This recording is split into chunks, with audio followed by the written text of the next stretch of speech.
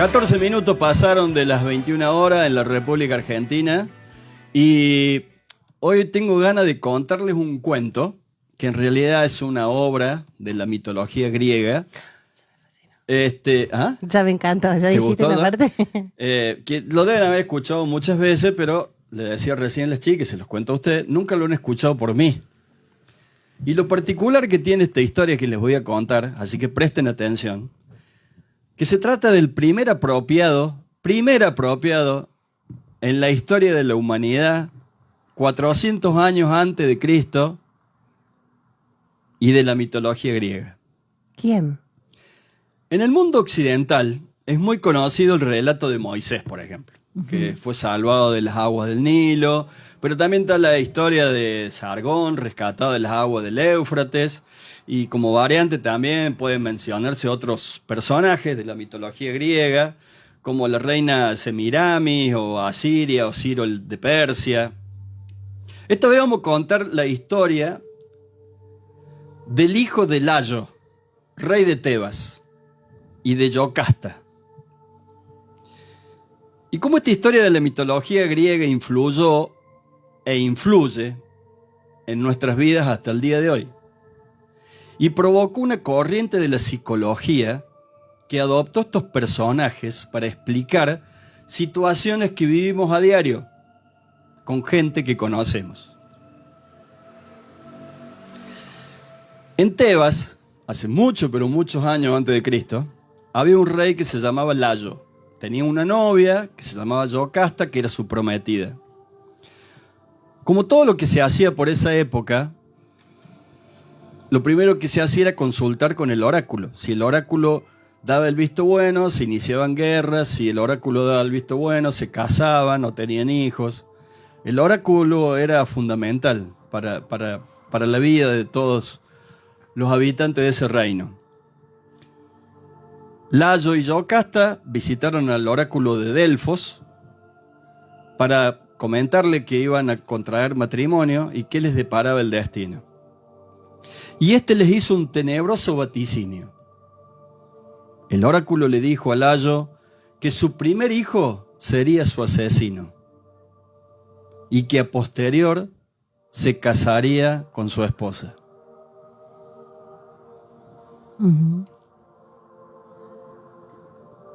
Layo y Yocasta igual se casaron, y cuando nació su primogénito, el rey Layo, atormentado por la profecía del oráculo, ordenó a un oficial de la corte, leal a él, que tomara a la criatura recién nacida y se la llevara lo más lejos del reino y que la mate. Este servidor tomó la criatura, montó a caballo, partió lo más rápido posible y se alejó lo más que pudo de Tebas. Pero luchando entre la lealtad que le tenía a su rey y el horror que le causaba la orden que le habían impartido, no se animaba a dar cumplimiento a la muerte del bebé porque no estaba en su naturaleza matar a una criatura indefensa y recién nacida. Con lo cual, para no quedar mal con el rey, le perforó los pies, le atravesó una cuerda y lo colgó en un árbol boca abajo, dejándolo a su suerte pensando que de última no lo iba a matar él, iba a morir solo ahí, colgado en un árbol.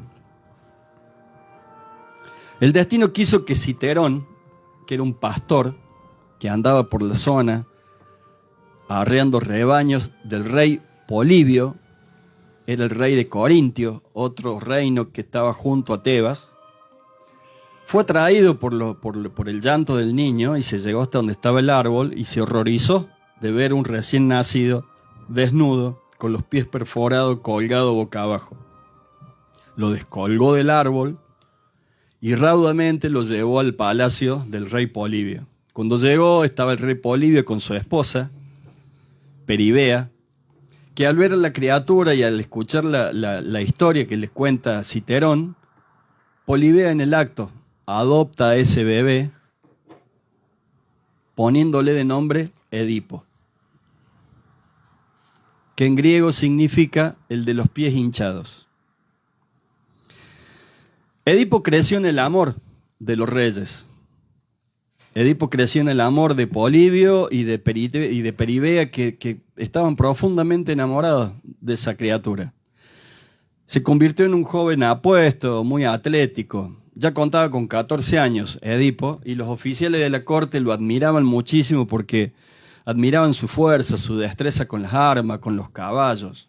En todos los juegos gimnásticos que había en el reino de Corintio, Edipo salía vencedor, excitando de tal manera la envidia de sus compañeros de estudios, que provocó que uno de ellos, un día públicamente, le dijera en la cara que era un pobre niño expósito, que era un huérfano adoptado, que era un bastardo que carecía de honor y de linaje.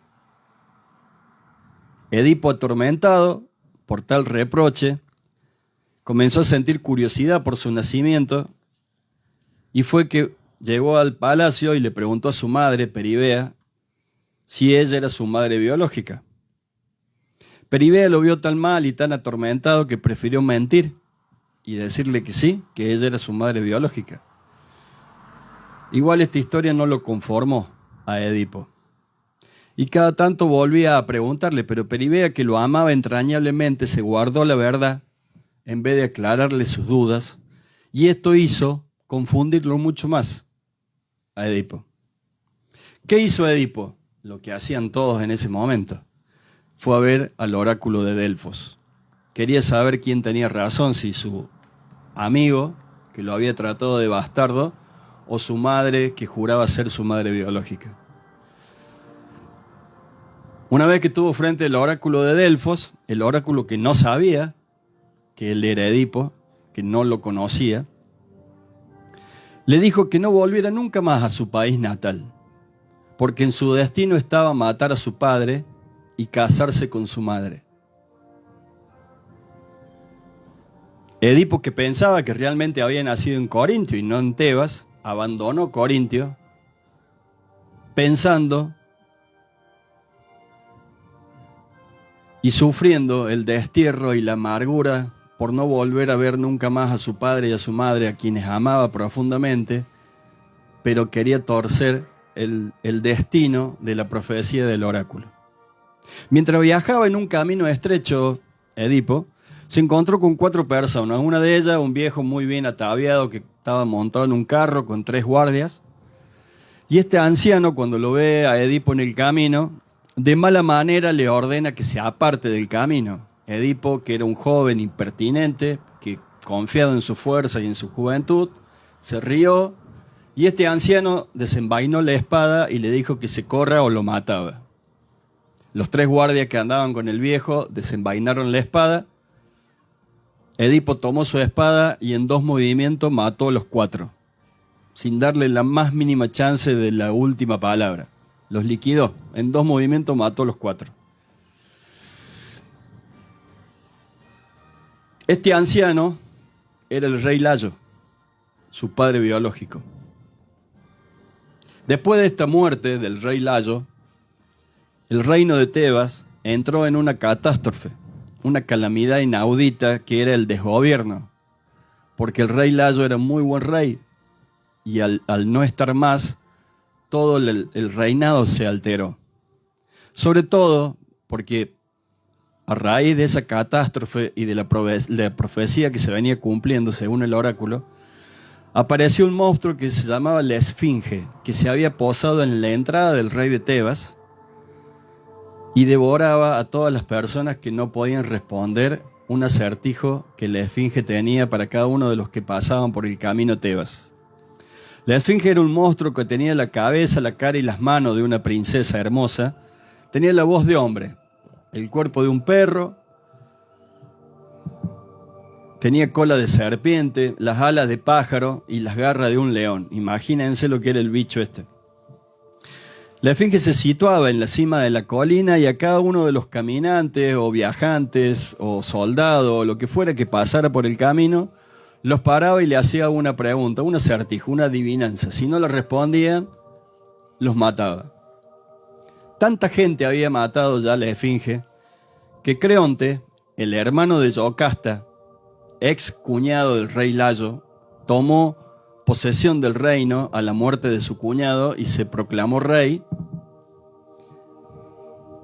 que sacrificando su propio interés, Creonte, anunció a toda Grecia que concedería la mano de su hermana Yocasta y la corona del reinado de Tebas a quien pudiera deshacerse de la esfinge y salvar al pueblo de Tebas. Edipo, que se sentía jugado a su suerte, sin nada que perder, estaba totalmente desterrado, se presentó a la convocatoria del nuevo rey y se enfrentó a la bestia. Edipo llegó hasta la colina, la provocó a la esfinge le planteó el siguiente enigma. ¿Cuál es el animal por la mañana que tiene 4 patas, que tiene 2 a la tarde y 3 a la noche? Edipo, cuya sagacidad e inteligencia iban de la mano con su atletismo y destreza para las armas, sin titubear le dijo: el hombre.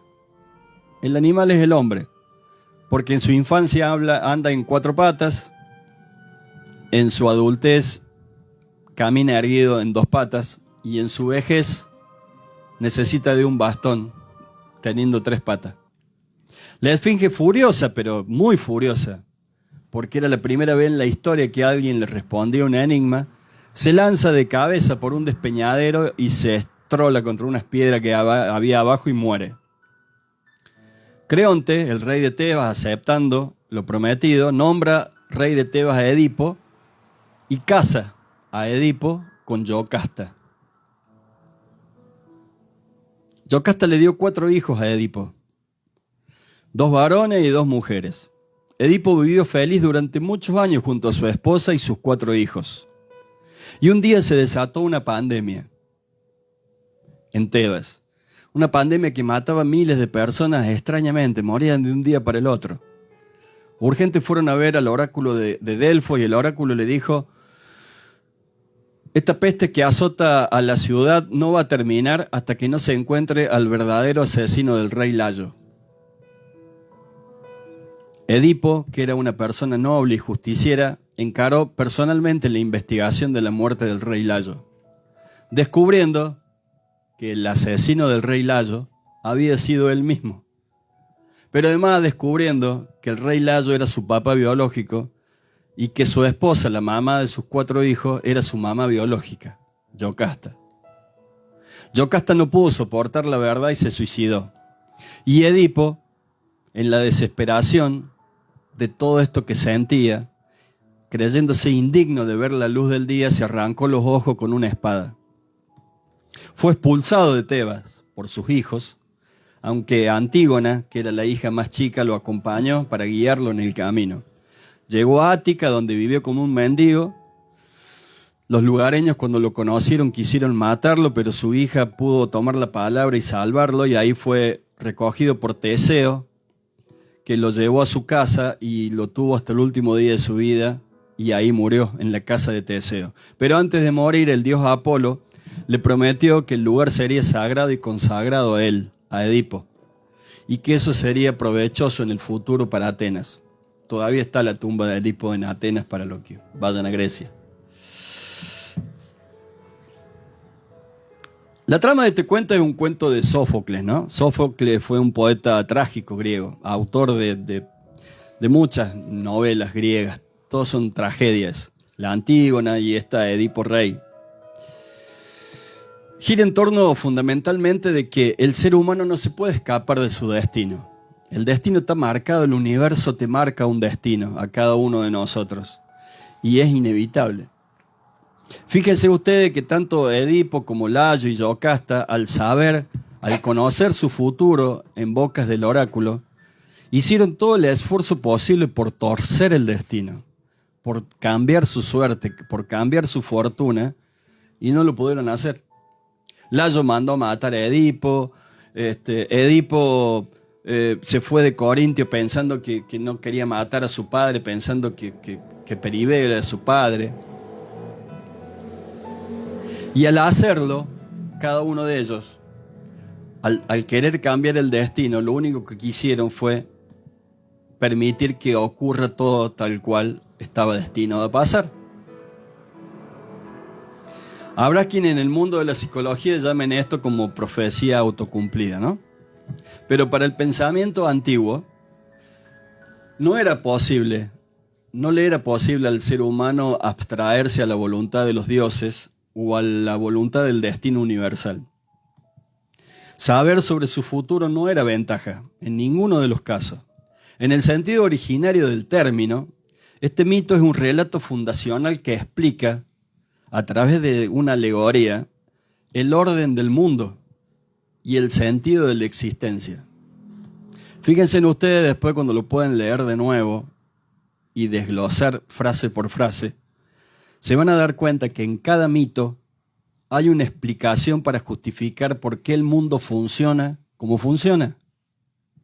Esto quiere decir que los mitos son un reservorio de los valores morales de la sociedad. Y a la vez, cada expresión artística, como esta novela de Sófocles, son un reservorio de los mitos de cada cultura. Por lo cual, muchas veces los artistas son los responsables de mantener vivo, actualizado y de transmitir cada uno de estos mitos. El mito este de Edipo encarna valores sociales, fundamentalmente.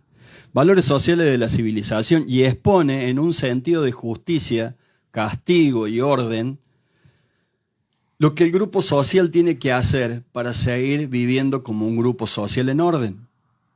Nadie puede evitar su destino. Por más que crea que tiene el poder de hacerlo, del mismo destino no se escapa nada, nadie, ni siquiera los poderosos pueden escapar del destino que el universo les ha marcado. Nadie controla el destino propio ni el de otros. Y el poder que ostentan por un tiempo es ilusorio. La condición humana es esta, en donde todos estamos sometidos a las leyes universales.